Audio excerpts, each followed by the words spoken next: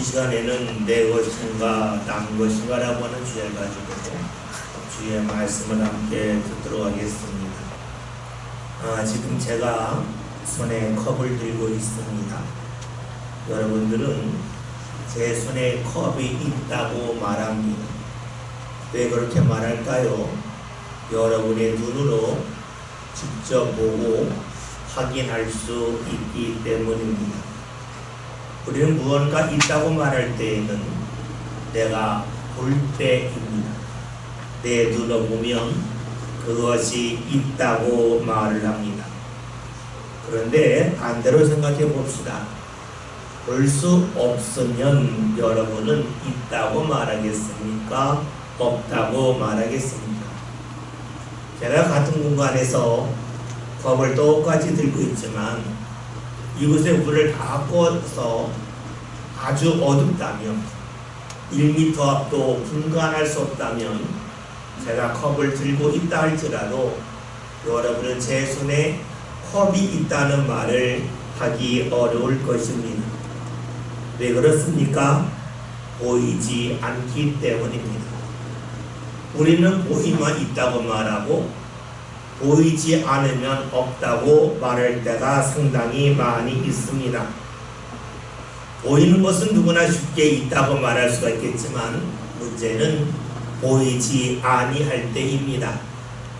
보이지 아니할 때에 내 눈으로 볼 수 없으니 없다고 말할 수 있지만 내 눈으로 볼 수 없다 할지라도 있을 가능성이 있다고 말하는 사람도 있습니다.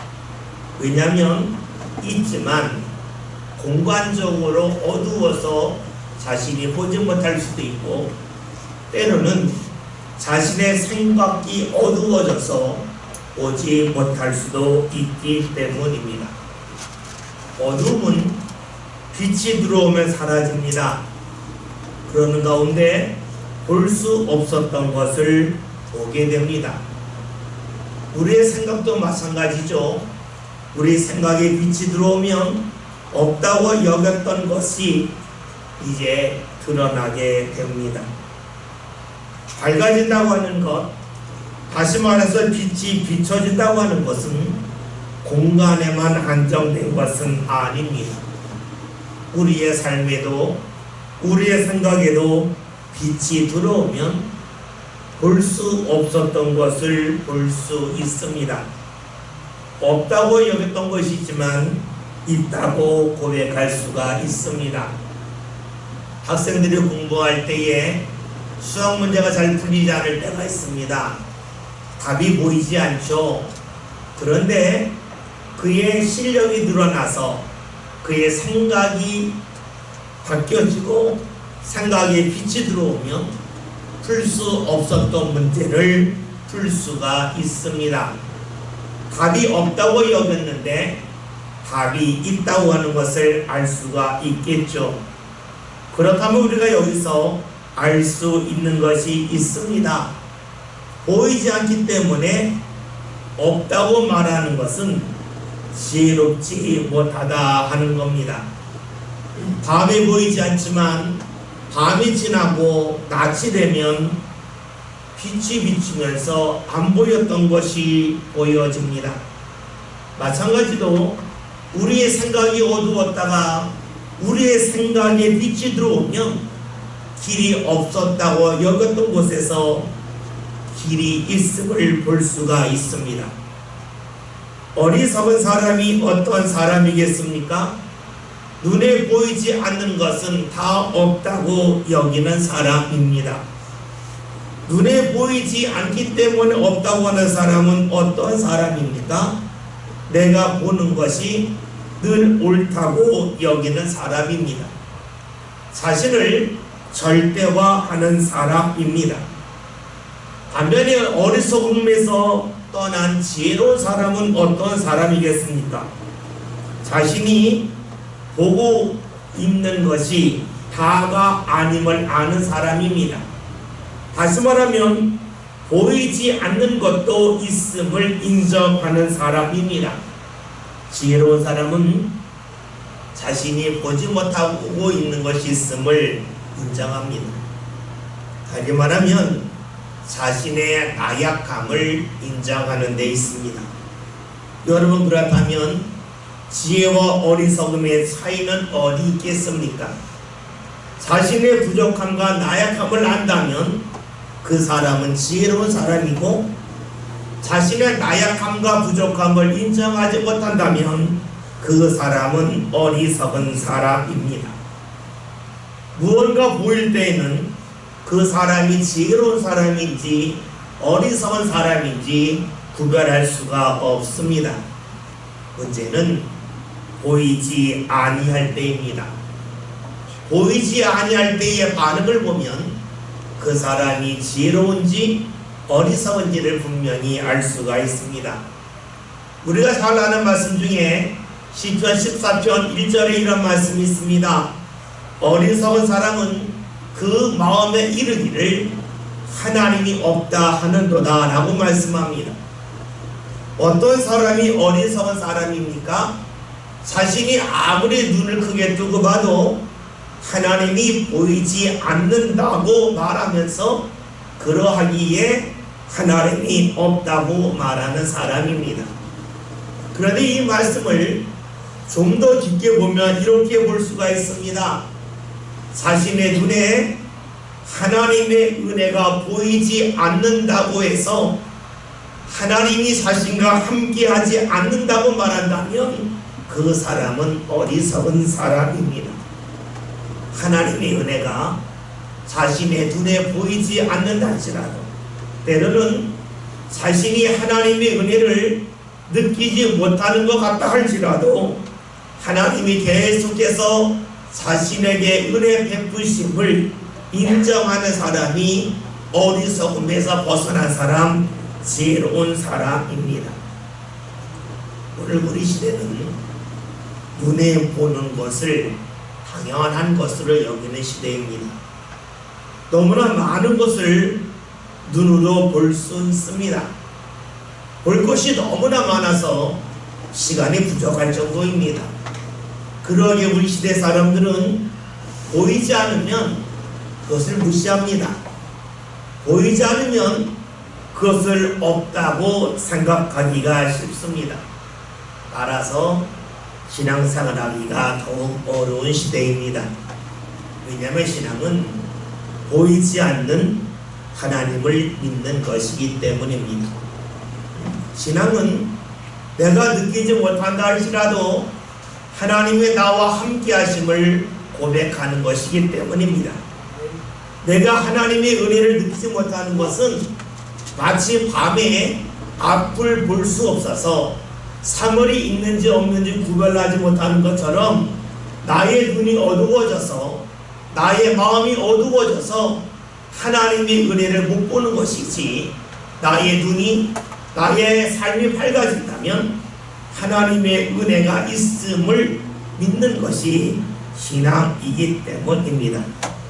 여러분, 달리 말한다면 내가 알지 못해서 그렇지 하나님의 은혜가 늘 있음을 고백하는 것이 신앙입니다.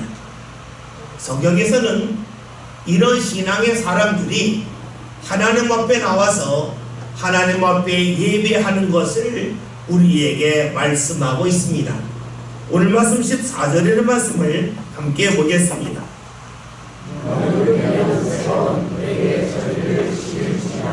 아멘. 하나님께서 모세를 통하여 주신 말씀이 매년 3번 절기를 지키라 말씀하고 있습니다. 그 첫 번째 절기가 무엇일까요? 15절에 있는 말씀을 보겠습니다. 너는 무덤의 절기를 지키라. 내가 네게 명령한 대로 아비벌의 조상한 때에 예고한 무교병을 먹을지니 이는 그 달에 내가 애굽에서 나왔습니다. 빈손으로 내 앞에 나오지 말지니라. 아멘. 무교병의 절기를 지키라고 하는 것은 누룩이 들지 않는 딱딱한 그런 빵을 먹는 절기를 지키라는 것으로서 이스라엘이 애굽에서 나올 때에 급히 나오느라고 누룩이 들지 않는, 충분히 발효되지 않은 딱딱한 빵을 먹었던 것을 기억하라는 겁니다. 달리 말하면 6월절을 지키라는 거죠. 유월절은 이스라엘이 애굽에서 나온 것을 지키는 절기입니다. 그 다음 절기가 무엇이 있을까요? 16절에 있는 말씀을 보겠습니다. 육주절을 지키라. 이는 네가 수고하여 밭에 뿌린 것의 첫 열매를 거두리니라. 첫장절을 지키라. 이는 네가 수고하여 이룬 것을 연말에 밭에서부터 거두어 저장하리니라. 아멘. 오늘 16절의 말씀을 보면 맥추절을 지키라고 하는데, 맥추절은 이스라엘이 약속의 땅에 들어가서 농사를 지어서 추수한 것을 기억하는 절기입니다. 그리고 수장절은 이스라엘이 애굽에서 나와서 광야 생활했던 것을 기억하는 것인데, 이 광야 생활하면서 천막을 쳤습니다. 그 천막에다가 이스라엘 사람들이 농산물을 수확한 후에 저장하였는데, 그 저장한 절기를 수장절이라고 합니다. 그 절기를 지키라라고 말씀합니다.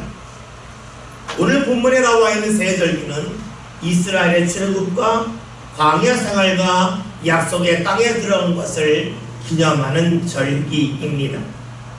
이스라엘 사람들이 애굽에서 나온 것은 전적인 하나님의 은혜였죠. 그리고 이스라엘 사람들이 광야 40년 생활한 것도 전적인 하나님의 은혜였습니다. 왜 그러냐면 이스라엘 사람들이 광야에서 먹을 것을 구할 수 없었기 때문입니다. 광야는 비가 거의 내리지 않은 지역입니다. 농사 지을 수 없는 지역입니다. 그러기에 이스라엘 사람들이 광야를 지나면서 먹을 것을 더 이상 구할 수가 없었죠. 애굽에서 가져온 음식을 다 먹은 후에 이스라엘 사람들은 광야에서 먹을 것이 없어서 굶주린 채 죽을 수밖에 없었습니다. 그런데 하나님께서 그런 이스라엘을 위해서 하늘에서 내추럴을 내려주시고 아침마다 만나를 거두게 해주셨습니다. 농사지어서 자신들이 수고해서 거둔 것이 아니었습니다. 그러기에 이스라엘 사람들은 내추럴을 먹을 때마다 만나를 거둘 때마다 아는 것이 있습니다. 우리가 먹고 사는 것은 전적인 하나님의 은혜라고 그들은 알았고 이를 고백했습니다. 왜냐하면 자신들이 수고하여 무언가 심지도 않았고 또 수고하면서 거두지 않았기 때문입니다. 그런 이스라엘 사람들이 이 만나를 언제까지 먹습니까? 여호수아서 5장이라는 말씀을 보면 이스라엘이 여리고 성에 들어가서 그 땅에서 난 첫 수확물을 먹을 때까지 만나가 내렸습니다. 다시 말하면 이들이 농사를 지어서 수확물을 거둬서 그것을 곡식 삼아 먹기 시작하자마자 하나님이 더 이상 만나를 내려주지 아니하셨습니다. 무엇을 말할까요? 이스라엘이 만나를 먹은 것은 농사하여 수고하기 전까지입니다. 여러분, 그렇다면 이스라엘 사람들은 만나를 먹을 때에는 당연히 하나님의 은혜라고 여겼겠지만 그 다음은 다를 수 있다는 겁니다. 왜냐하면 이들이 직접 수고해서 농사를 지었기 때문입니다. 오늘 16절에 있는 말씀을 다시 한번 보겠습니다. 백제절을 지키라. 이는 네가 수고하여 밭에 뿌린 것의 첫 열매를 거두리라. 수장절을 지키라. 이는 네가 수고하여 이룬 것을 연말에 밭에서부터 거두어 저장하리라. 아멘. 맥주절과 수정절에 관한 말씀을 보면 수고하여라는 말씀이 나와 있습니다. 하나님도 이스라엘 사람들이 수고한 것을 인정하신다는 겁니다. 광야에서 이들이 내추럴을 먹을 때에 만나를 먹을 때에는 수고할 필요가 없습니다. 그러나 농사를 짓느라고 밭을 갈고 밭에 씨앗을 뿌리고 그것을 추수하기까지 적지 않은 수고를 해야 했습니다. 여러분, 이스라엘 사람들이 만나를 먹을 때와 약속의 땅에 들어가서 수고하여 농사하여 거둔 곡식을 먹을 때에 그들의 마음이 똑같았겠습니까? 광야에서 만나를 먹으면서 하나님을 바라보는 것과 약속의 땅에 들어가서 수고하여 농사 지은 후에 그 곡식을 먹으면서 하나님을 바라보는 것이 과연 똑같았겠습니까? 아무리 생각해도 같기는 어렵습니다. 사람의 특징이 있습니다. 사람은 누구나 자신을 가장 크게 생각합니다.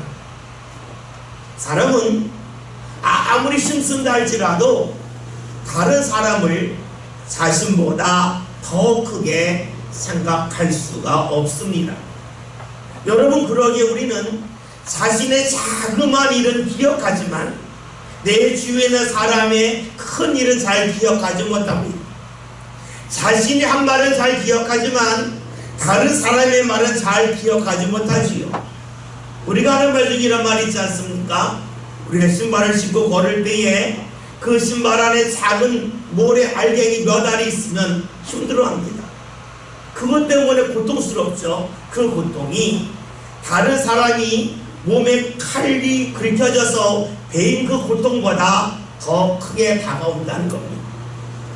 분명 다른 사람이 더 아픈 것은 사실이지만 자신이 기억할 때에는 자신의 신발 안에 있는 자그마한 모래 알갱이로 인한 고통과 괴로움이 더 크게 다가온다는 것이죠.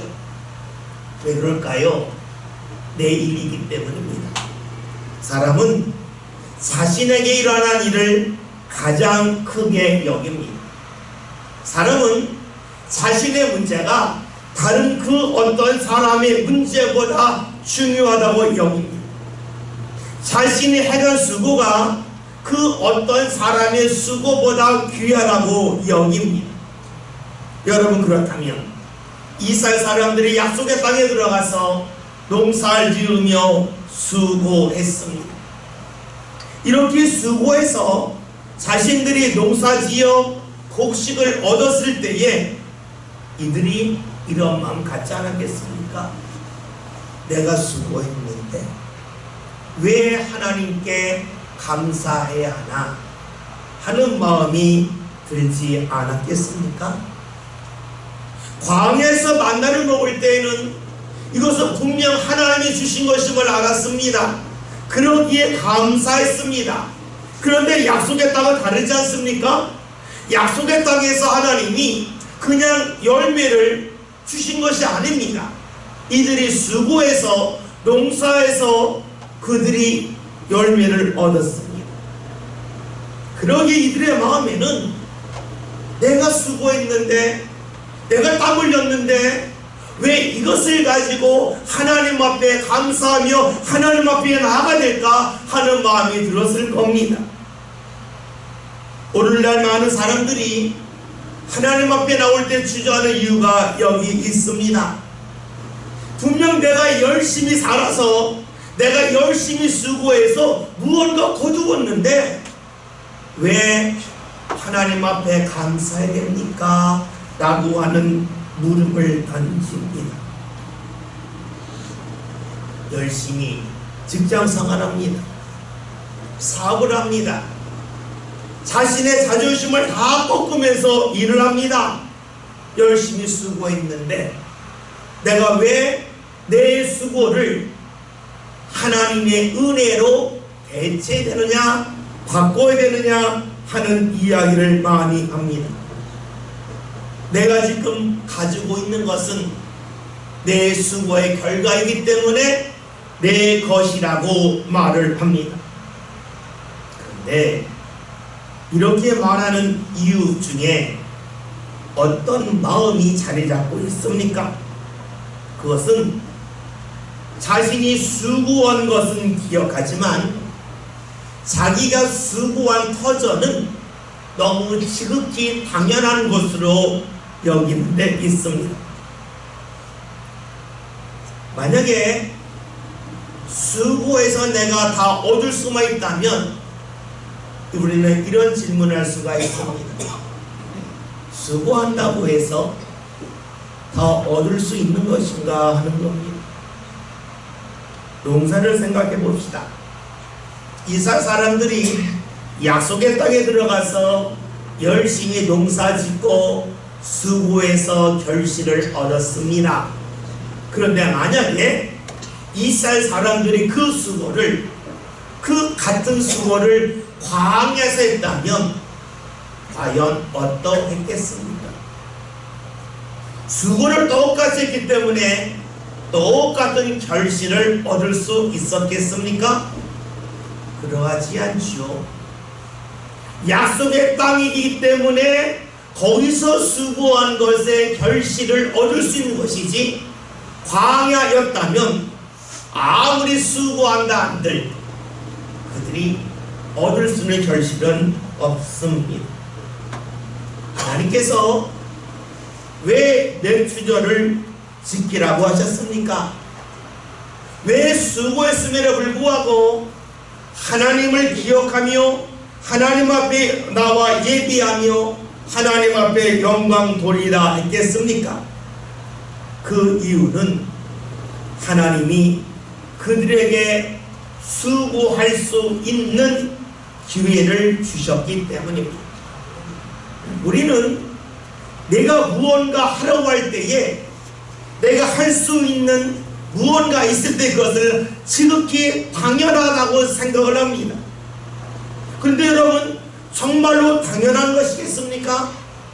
내 앞에 주어진 것, 내가 땀 흘리며 수고할 수 있는 그 기회가 내게 있는 것이 정말로 당연한 일이겠습니까? 사람들은 내가 수고할 수 있는 자리가 마련되기까지 얼마나 많은 손길이 있었는지에 대하여 생각하지 못할 때가 많이 있습니다. 내가 수고한 것은 기억하지만 내가 수고할 수 있는 터전이 열려져 있고 그러한 밭이 형성된 것에 대하여 쉽게 잊어버립니다.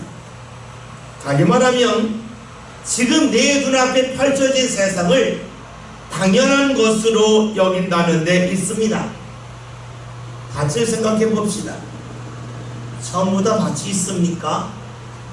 누군가 밭을 개간했기 때문에 밭이 있는 겁니다. 처음부터 밭이 있는 것이 아닙니다. 누군가 밭을 일구었기 때문입니다. 여러분, 농사를 지을 때 맨수로 짓습니까? 농기구를 갖고 농사를 짓죠.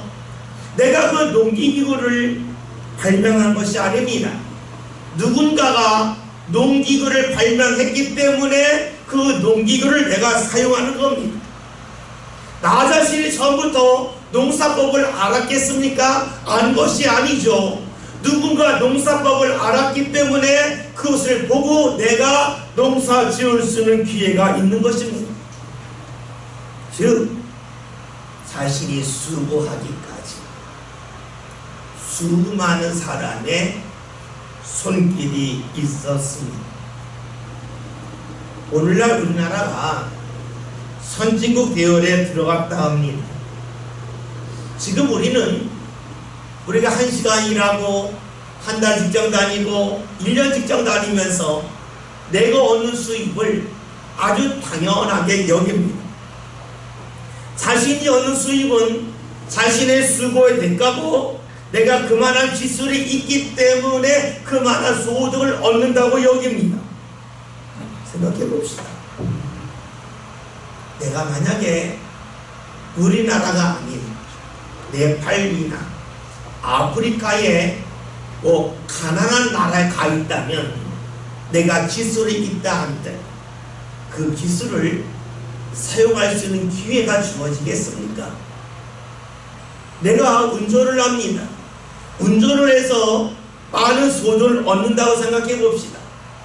내가 똑같은 운전 기술을 가지고 가난한 나라에 가서 운전을 하면 지금과 같은 소득을 보장받을 수 있겠습니까? 결코 그러하지 않죠.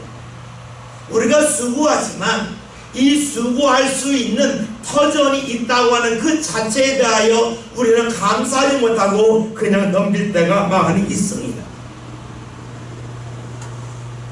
학생들은 공부를 합니다. 공부하면서 부모님이 자신을 뒷바라주는 것을 당연하다고 여깁니다. 그런데 그것이 정말로 당연한 일이겠습니까?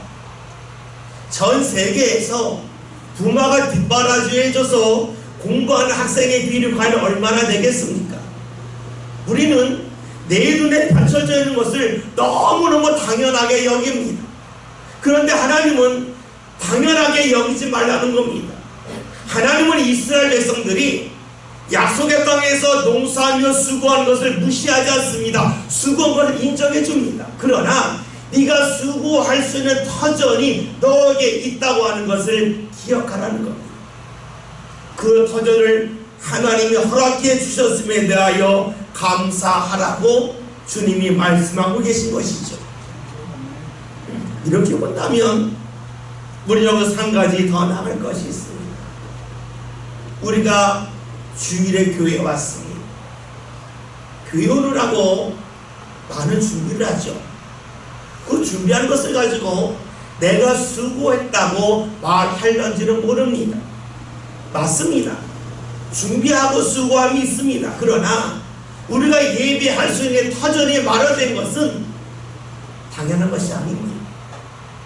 예수님께서 십자가에 달려 돌아가시고 3일 만에 부활하시면서 우리의 모든 죄를 사하였기 때문에 우리가 예배할 수 있는 겁니다. 우리 믿음의 선조들이 신앙을 위하여 자신의 목숨을 버려가면서까지 신앙을 지키고 교회를 세웠기에 우리가 예배할 수 있는 겁니다. 우리가 예배할 때 분명 수고를 합니다. 그러나 그 수고 뒤에는 이 수고할 수 있도록 터전이 마련되기까지 수많은 사람들의 헌신이 있었습니다. 그리고 예수 그리스도의 십자가와 부활이 있었습니다. 여러분, 우리는 내가 하는 것에 대한 수고를 기억하지만 수고할 수 있는 기회가 주어진 것에 대하여 잊고 삽니다. 그래서 우리는 내 수고를 앞세우지만 수고할 수 있는 기회를 주신 것에 대하여 감사하지 못하고 있죠. 하나님이 왜 맥주절을 지키라 말씀하십니까? 이스라엘의 수고를 무시하기 때문이 아닙니다. 그들의 수고를 알고 계십니다. 그러나 수고할 수 있는 기회가 너에게 주어진 것에 대하여 감사하라는 겁니다. 수고하는 것을 자랑하지 말고 수고할 수 있는 기회가 주어진 것에 대하여 겸손함으로 받아들이라고 하는 것이 바로 맥주절을 지키라는 주의 말씀입니다. 또 하나 생각할 것이 있습니다. 수고할 수 있는 기회가 있습니다. 그래서 수고했습니다. 그런데 여러분, 수고한 것이 수고가 되는 것은 당연한 것은 아닙니다. 내가 수고했다고 해서 모든 것이 이루어진 건 아니죠. 하나님께서 이스라엘 백성들이 약속의 땅에서 수고하며 농사를 짓습니다. 그런 이스라엘 하나님께서 만약에 비를 내려주지 아니하셨다면 그들은 농사를 지을 수가 없습니다. 수고한 것이 수고가 되지 아니하겠죠. 어떤 목사님은 은퇴하시고 시골에 내려가서 한적하게 농사를 지으며 살고 계십니다.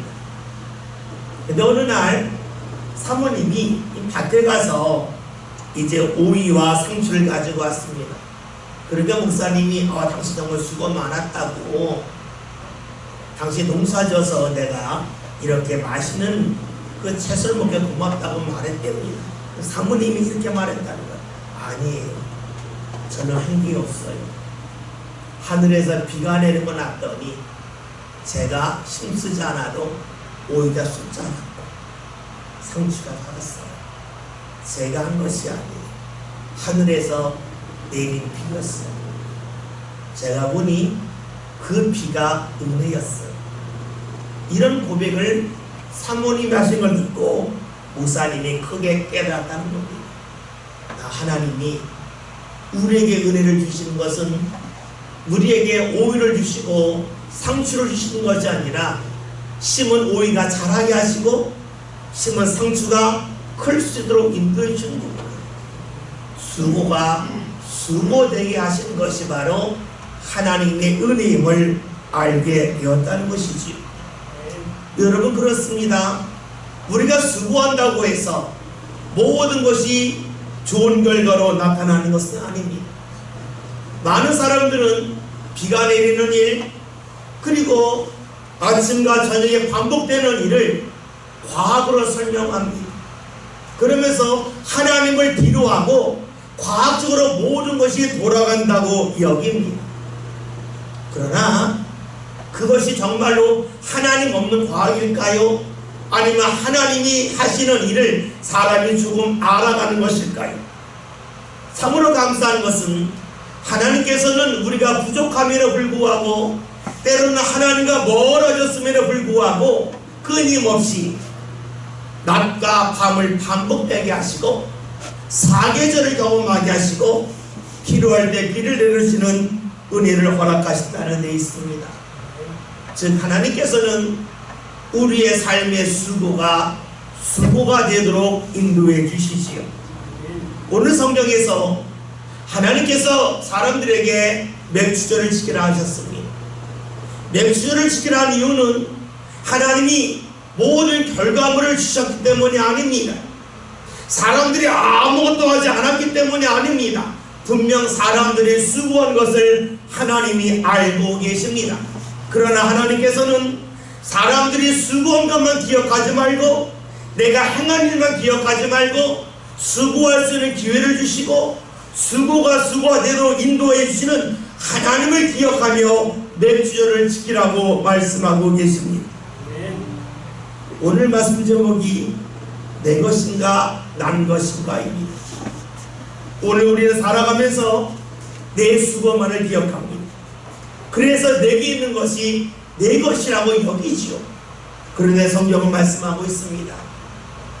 네 수고가 아니다. 네 수고를 통하여 하나님의 은혜가 너희 삶 가운데 솟아난 것이다 라고 말씀하고 있습니다. 믿음의 사람은 수고를 합니다. 그러나 내 것이라고 주장하지 아니합니다. 내가 수고할 수 있도록 기회를 주신 하나님, 내 수고가 될 수 있도록 역사하신 하나님을 기억합니다. 그것이 바로 믿음의 사람입니다. 그래서 믿음의 사람은 무언가 자신의 손에 있는 것을 가지고 내 것이라고 말하지 않냐고 하나님으로부터 난 것이라고 말하겠지요. 여러분의 손에 있는 것을 내 것이라고 말합니다. 아니면 주의 은혜로 난 것이라고 말합니까? 오늘 맥주절을 맞이하여 주께서 말씀하십니다. 네 손에 있는 것이 네 것이냐 내게서 난 것이냐 라고 묻고 계시죠. 그 물음에 저와 여러분은 다 똑같이 답했으면 좋겠습니다. 내 것이 아닙니다. 주님으로부터 난 것입니다. 이런 고백 속에, 그리고 이런 고백 속에 우리의 겸손이 삶 가운데 이어져서 더욱더 하나님을 영광스럽게 할 수 있는 모든 성도들이 될 수 있기를 주의 이름으로 기원드립니다.